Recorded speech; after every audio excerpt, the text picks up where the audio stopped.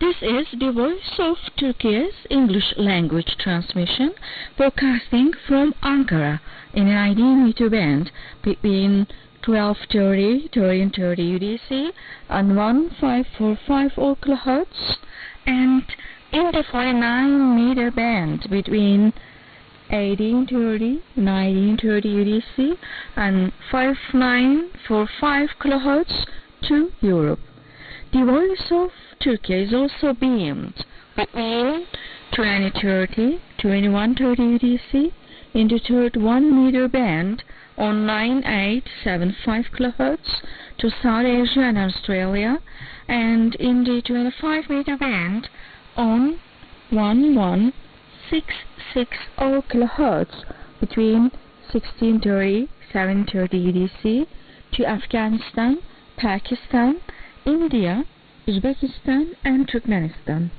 You can listen to us over the Turksat 3A and 4A satellites on the internet at www.trtdinle.com through the links, radios, and then the Voice of Turkey. Our email address is englishdesk@trt.net.tr.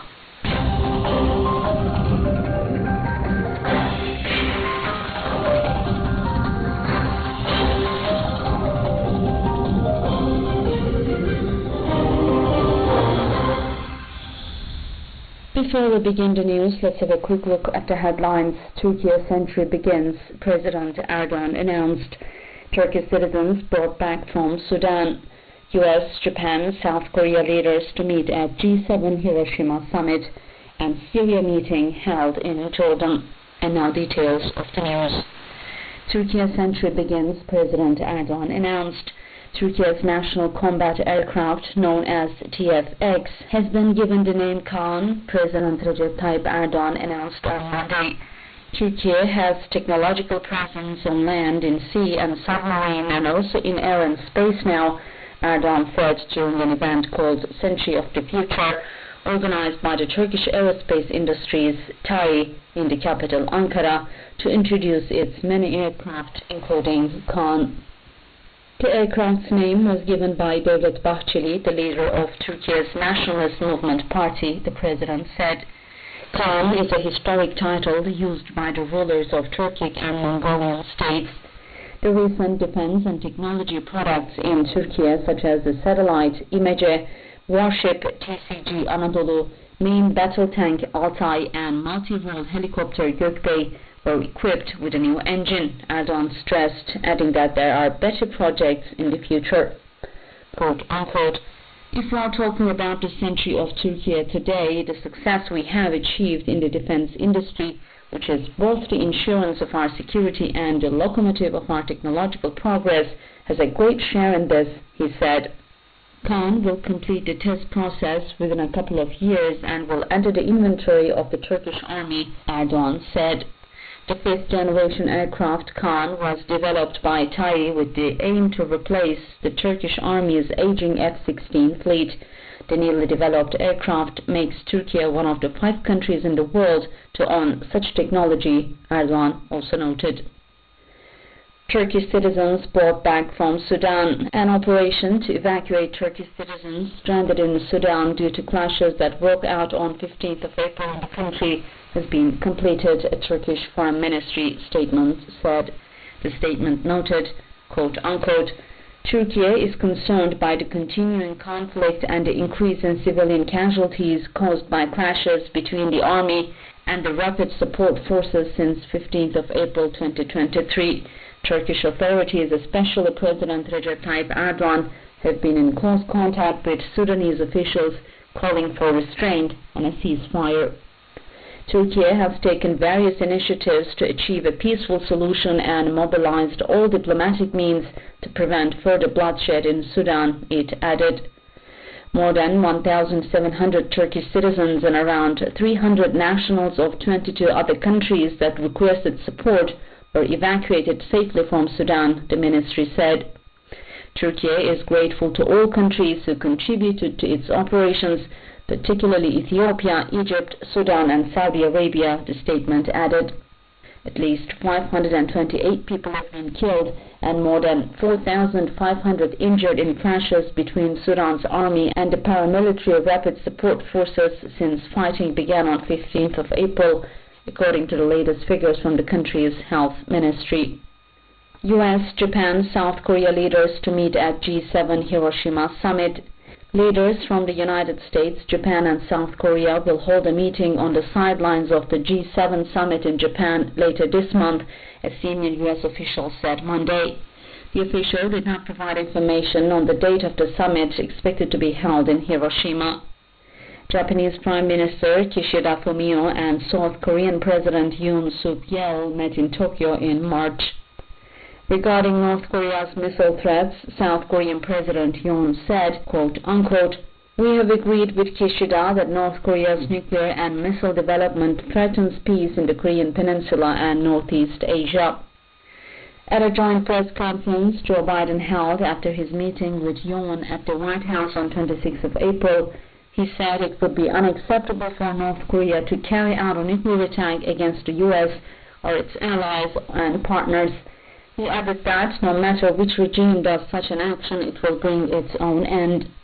The bilateral defense agreements are strong, Biden said, also noting that they are committed to extended nuclear deterrence on the Korean Peninsula in the face of North Korea's nuclear activities.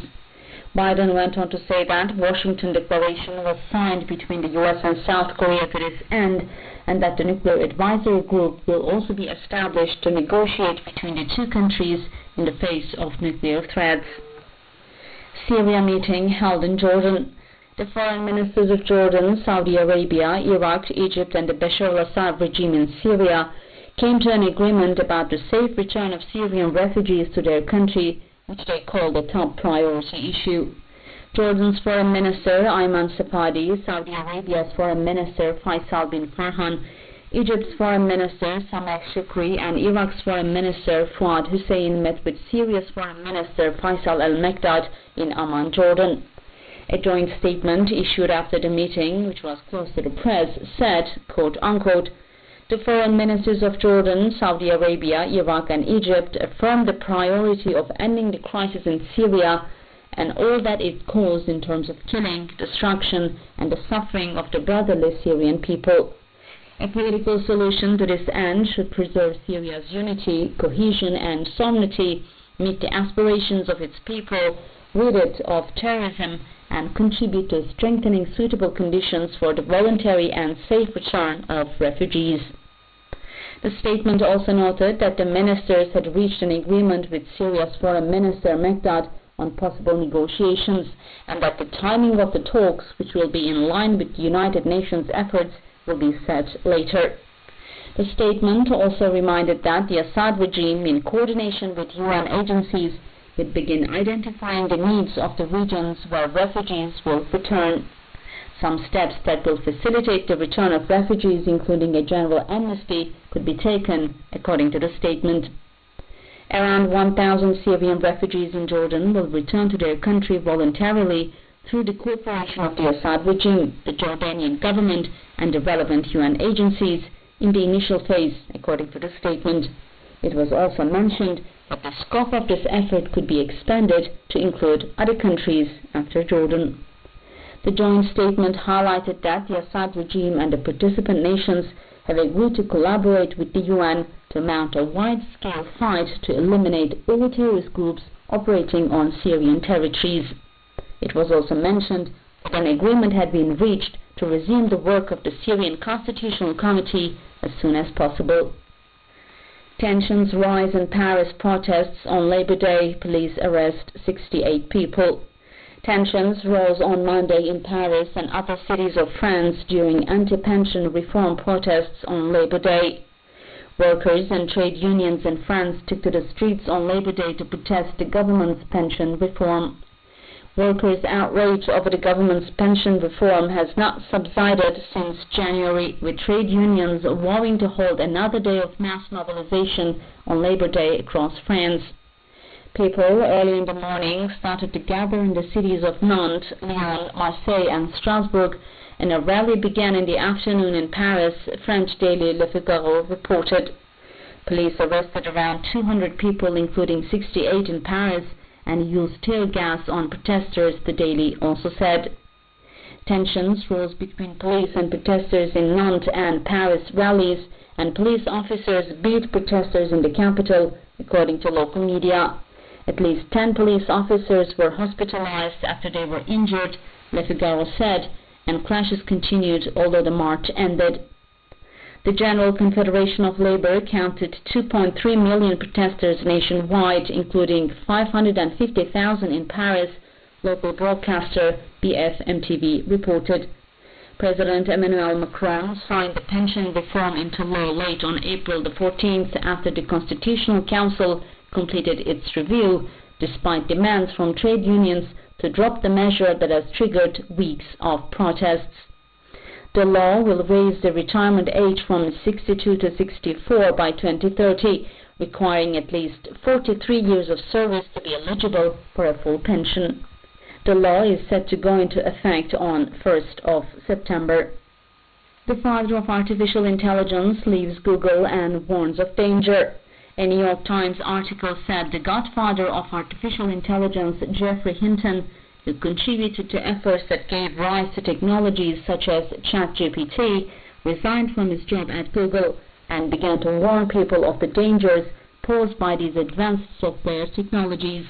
Hinton told New York Times that, quote-unquote, artificial intelligence AI technologies pose profound risks to society and humanity, advising people to compare AI technologies available 5 years ago to their current level. He said, quote-unquote, look at how it was 5 years ago and how it is now. Take the difference and propagate it forwards. That is scary. According to Hinton, the competition between technology industries prompts companies to release new AI technologies at incredible speeds, which risks jobs and leads to misinformation. Quote-unquote, it is hard to see how you can prevent the bad actors from using it for bad things, Hinton said. In 2022, Google and OpenAI, the venture behind the artificial intelligence chatbot ChatGPT, began to build systems that fed off on much larger amounts of data than before. Technofest Istanbul breaks visitor record. Technofest, the world's largest aviation, space and technology festival, made history after attracting over 2.5 million visitors to become the world's largest event. The festival was organized by the Turkish technology team Foundation T3 and the Ministry of Industry and Technology, in collaboration with many organizations that play a critical role in the development of indigenous defense products in the country. The festival took place at Istanbul Atatürk Airport between 27th of April and 1st of May. The winners of several tech contests held during Technofest Istanbul were presented with awards at the closing ceremony on the last day of the event. The new anthem of Technofest was also played for the first time for the visitors. Plaques were presented to the teams that performed air shows at the festival, including the Fursan El Emirat aerobatics team from the United Arab Emirates and the Air Force team from Morocco.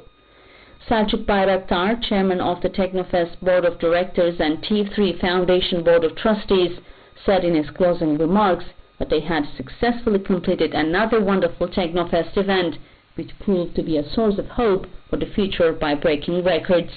Bayraktar said, quote-unquote, Technofest 2023 has made history as the world's largest event with over 2.5 million visitors. And that was the news broadcast by the Voice of Turkey.